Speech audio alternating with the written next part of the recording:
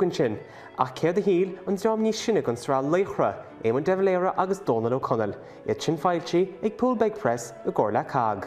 Leis Dónall ó Conaill, foscailteoir. Céir bheith Dónall ó Conaill in gapa? Polatóir agus afcóide ba Dónall ó Conaill, d'obraigh sé ar son na hÉireann chun cearta aá dus na Catlacaig. Cheapas gur duine anna chróga é Dónall ó Conaill agus cheapas gur Dónall ó Conaill anna bheith ag léamh agus is dólam gur has Dónall ó Conaill suas do cad a chreid sé am. Bhabhla mé gur raibh sé tréis duine ag le bharú nuair bhíidir i cleachta le nó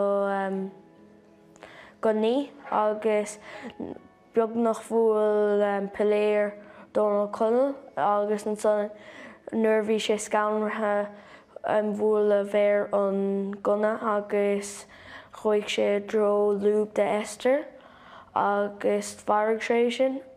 Céir bheith Éamon de Valera? Fearr is ceann dána ba Éamon de Valera. Ní thógach sé mórrán ordathe ó aon eile agus chiméad sé thuairimí féin chuig a héananig agus níor lach sé le tuairimí le mórrán daoine. Bheall an píosa cainte a bhí aige ar an radio me. Cháin Winston Churchill, Éamon de Valera go poiblí ar BBC mar nach lech éire páirc gníomhach sa tarna cogad damda. An bhlúra bheall me ná an freagra thug Éamon. Dúirt sé go náisiún beag sin atá tréis uafás an chogad go hachant, ach go leanmíad a ráig ag carúla éine atá ag follag de fuair an domhain.